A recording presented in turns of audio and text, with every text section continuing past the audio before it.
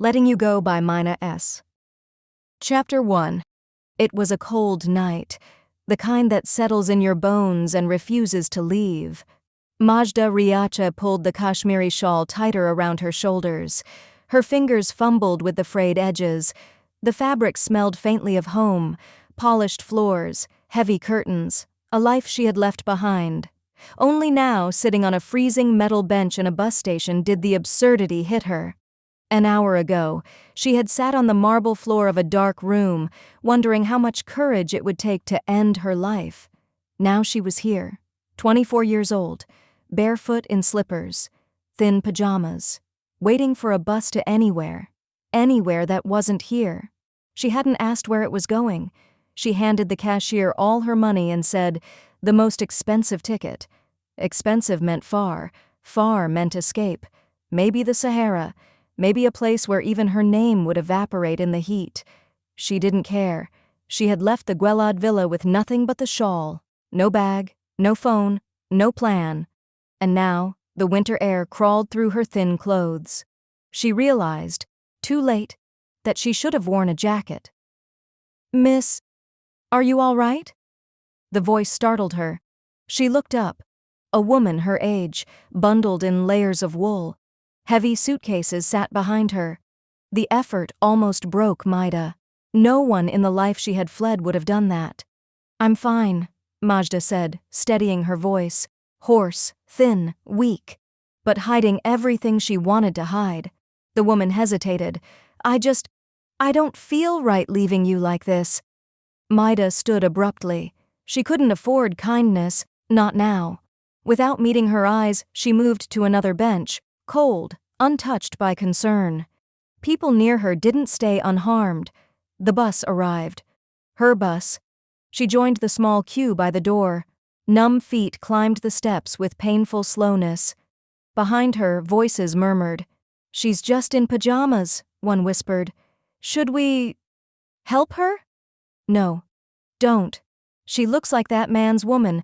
I don't want trouble," said another, quieter, edged with fear. The whispers dissolved into uneasy silence. Majda kept her head down and took a seat near the back. The engine hummed. The bus moved. Then it lurched violently. A knock slammed against the glass. Once, twice. Hard enough to rattle the windows. Gasps rippled through the passengers. The driver slammed the brakes. The door hissed open. A man in a dark suit stepped inside. Sharp movements. Controlled breath. He leaned to the driver, spoke in a low voice. The driver's face drained of color. "All passengers," he said, voice tight, eyes avoiding the mirror. "Get down from the bus." Confusion erupted. Seats scraped. People hesitated, then obeyed. The driver's gaze landed on Majda. He froze. For a split second it was as if he had seen a nightmare. Something that shouldn't exist in the open. Then he looked away. "Except for you," he said. "Madame, with the shawl." Her blood ran cold. Dread filled her chest. Her hands shook. She considered begging the others not to leave, but she knew better. They filed out quickly, avoiding her eyes. The bus was empty. Silence pressed in. Footsteps. Heavy. Deliberate. She smelled him before she heard him. Rich Oud. Expensive. Overwhelming. Warning. He stopped beside her. Cold metal pressed against her skin. A gun. At the base of her neck. Gunpowder, steel, and perfume. Undeniable. Ramzi Guellad. A man who never showed mercy. A man who made death ugly. "Please," she whispered, "let me leave. I beg you." The gun pressed harder. Her answer. She lifted her eyes. Ramzi Guellad looked like a fallen angel. Beautiful, immaculate, cruel. She closed her eyes. For a moment, she almost welcomed the end. "Just do it," she whispered. Something shifted. Slight. Almost imperceptible. The hand holding the gun trembled. Not him. Not for her. She opened her eyes. Tears slipped silently down her face. "Kill me." He pulled the gun away. Without a word, he removed his jacket and draped it over her shoulders. The weight stunned her. Then he turned and walked off the bus.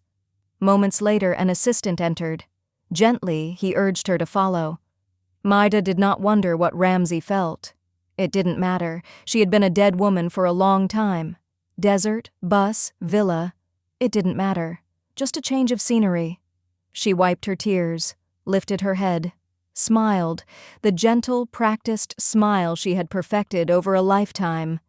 "Of course," she said softly. "I'm coming." This was Chapter 1 of Letting You Go. If you want to continue Majda and Ramzi's story, Chapter 2 is coming soon.